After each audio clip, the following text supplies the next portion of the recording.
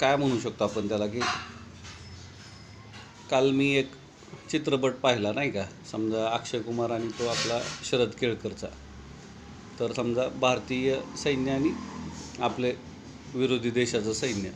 तर कसं असतं की विरोधकांना सुद्धा पूर्ण मुभा द्यायची असते, हा लोकशाहीचा मूलभूत आधार आहे. असो, तर इथं सगळं दूध का दूध बाकी का पाणी. आपण जे नेहमी म्हणत असतो, दिखावे पे मत जाओ, अपनी अक्ल लगाओ, पहिले इस्तेमाल करे फिर विश्वास करे. त्याही पुढे जाऊन आता आजचं मी सांगितलं की सातबाऱ्याची एक नवीन मी व्याख्या केलेली आहे. कोणाला सात आणि कोणाला मुठमाती म्हणजे 12 वाजवणार, हे आता एकंदरीत ह्या 25 आणि आगाऊ समजा तुमच्या ह्याच्यानुसार ठरणार आहे. आता जास्त काय बोलत नाही, सगळे समजदार आहात. व्हिडिओ उगाच लांबणीवरती टाकून काय उपयोग नाही आहे. आता थोडं आणखीन क्लोजअप घेतो तुम्हाला, रकाने फक्त बघून घ्या. आता इथं ह्या रकान्यांच्या बाहेर सध्या तरी काय म्हणू शकता तुम्ही की बाबा हे नाही आहे जमीन अधिग्रहण प्रक्रिया.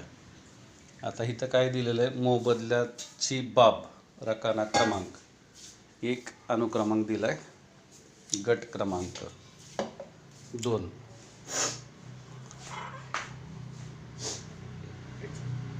काहीतरी चुकलं वाटतं, इथं 3 रकानाच उडवलं वाटतं. 1 2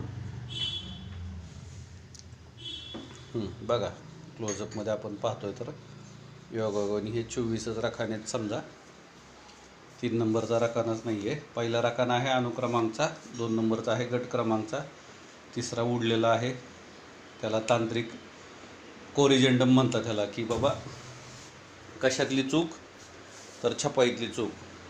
इथं 4च्या पुढं लिहिलेलं आहे भूधारणा पद्धती भोगवटादार वर्ग 1/2. 5 नंबर आहे 7/12चे एकूण क्षेत्र हेक्टर आर.